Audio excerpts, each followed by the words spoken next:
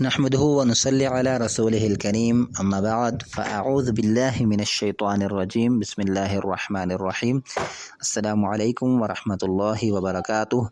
معزز سامعین و سامعات، آج ہمارا لیسن نمبر 3 ہے جو کہ جزم اور شد پر مبنی ہے۔ اس سے پہلے ہم 1 اور سبق نمبر 2 میں بالترتیب حرکات اور مدات کے بارے میں گفتگو کر چکے ہیں، اور اسی طرح سورہ اعلیٰ اور سورہ طارق کی صورت میں ہم ان پر پریکٹیکل بھی کروا چکے ہیں۔ اب ہم آج کے سبق کی طرف بڑھتے ہیں۔ آج کا سبق 2 اجزاء پر مشتمل ہے۔ پہلے دیکھتے ہیں جزم کو۔ جزم یا سکون، جس حرف پر جزم ہو اسے مجزوم یا ساکن بولتے ہیں۔ سکون کی وجہ سے ساکن یعنی ٹھہرنے والا، اور جزم کی وجہ سے مجزوم یعنی جسے جزم دی گئی ہو۔ جو شخص تھوڑا بہت بھی ناظرہ سے واقف ہے اسے معلوم ہے کہ جزم کی علامتوں کیا ہے، لہذا وہ بتانے کی ضرورت بالکل بھی نہیں۔ اب 2 شرائط ہیں کسی بھی مجزوم حرف کی ساکن حرفوں کی۔ پہلی یہ کہ اس کو پچھلے حرف کے ساتھ ملا کر پڑھا جائے، اور دوسرا یہ کہ اس کی آواز کو حرکت دینے سے بچایا جائے، ساکن کر دیا جائے۔ یعنی پہلی شرط کیا ہے؟ جو ما قبل اس کے حرف ہے اس کے ساتھ ملا کر پڑھا جائے اس کو، اور دوسرا اس کی آواز کو ساکن کر دیا جائے، حرکت سے بچایا جائے۔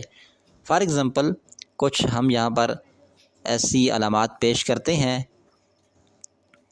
جیسے ہم پڑھتے ہیں الحمد میں دیکھیے حمزہ لام زبر ال، ہا میم زبر ہم۔ اب یہاں پر دیکھیے لام اور ہا، لام اور میم دونوں پر کیا تھی؟ جزم۔ تو ہم نے کیا کیا؟ پہلے ملایا حمزہ لام زبر ال، اب ال کی لام حمزہ کے ساتھ مل بھی گئی اور اس کی آواز حرکت سے بھی محفوظ رہی۔ ہم میں یہی حساب ہے، ہا میم زبر ہم، میم کی آواز ساکن بھی ہو گئی اور ہا کے ساتھ مل بھی گئی۔ اسی طرح کاف پیش میم کوم، عین زبر نون عن، تا پیش میم تم، نعبدو میں دیکھیے نون عین زبر نا۔ تو اس طرح بہت سی مثالیں آپ کے سامنے اور بھی ہیں۔ ان کن تم، ان تینوں میں ترتیب وار آپ کو 2 نون اور 1 میم پر جزم ملے گی۔ تو پہلی شرط کیا ہے کہ پچھلے حرف کے ساتھ ملا کر پڑھا جائے ساکن حرف کو، اور دوسرا اس کی حرکت سے اس کو بچایا جائے، یعنی حرکت اس پر نہ پڑی جائے، اسے ساکن کیا جائے۔ اب ہمارا دوسرا جز ہے شد، تشدید کے متعلق۔ جس طرح سکون اور جزم 2 نام تھے، اسی طرح یہ جو جز ہے اس کے بھی 2 نام ہیں، تشدید یا شد۔ دونوں کے معنی سختی کے ہیں، جیسے اردو میں بھی شدت سختی کے لیے استعمال ہوتا ہے۔ تو جس حرف پر شد ہو اسے مشدد یعنی جسے سختی دی گئی ہو، اور مشدد یعنی سختی والا کہا جاتا ہے۔ دونوں میں سے آپ کوئی بھی ٹرم یوز کر سکتے ہیں، شد دیا گیا یا شد والا، یہ مشدد یا مشدد کے بالترتیب معانی ہیں۔ اب مشدد حروف کے بھی 3 ہی قواعد ہیں، جس طرح 2 تھے مجزوم کے، 3 مشدد کے ہیں۔ سب سے پہلی بات یہ کہ اس کو ما قبل حرف کے ساتھ ملایا جائے، دوسری بات یہ کہ اس کو سختی سے پڑھا جائے، اور تیسری شرط یہ کہ اس کی جو حرکت ہے اس کو بھی ظاہر کرنا لازمی ہے۔ پیچھے ہم کیا بتا چکے ہیں جزم میں کہ حرکت کی آواز ساکن حرف کو نہیں دینی، لیکن یہاں پر کیا ہے؟ مشدد حرف لازماً اپنے اوپر حرکت بھی رکھتا ہے۔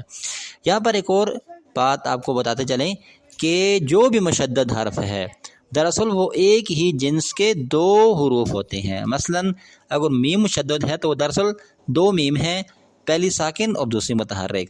اگر نون ہے تو وہ بھی دراصل 2 نون ہیں، پہلی ساکن اور دوسری متحرک۔ اب ہم کچھ مثالیں پیش کرتے ہیں آپ کے سامنے۔ 3 شرائط کو آپ ذہن میں رکھیے، ما قبل حرف کے ساتھ ملایا جائے مشدد حرف کو، اس کو سختی سے پڑھا جائے، اور اس کی حرکت کو بھی ظاہر کرنا لازمی ہے۔ مثال کے طور پر ان، اب کیا ہوا؟ نون پر شد تھی، ہم نے کیسے پڑھا؟ حمزہ زیر نون ان، نون زبر نا۔ تینوں شرائط اس میں آگے ہی، حمزہ کے ساتھ نون مل بھی گیا، اس کو سخت بھی پڑھا گیا، اور اس کی حرکت زبر کی بھی ظاہر کر دی گئی. اس طرح ثم دیکھیے میم پر شد ہے، دراصل دو میم ہیں، پہلی ہمیشہ ساکن رہتی ہے اور دوسری متحرک، تو سا کے ساتھ مل بھی گیا، سختی سے بھی ادا کیا گیا اور اس کو حرکت بھی دے دی گئی. اسی طرح آپ کے سامنے اور کئی مثالیں ہیں، جیسے اللہ اور للہ اور بے تاشی الضالین. اب دیکھیے الضالین، لام اور واو دونوں پہ کیا تھی؟ شد. اس طرح ہم قرآن کریم میں پڑھتے ہیں اتحاجونی،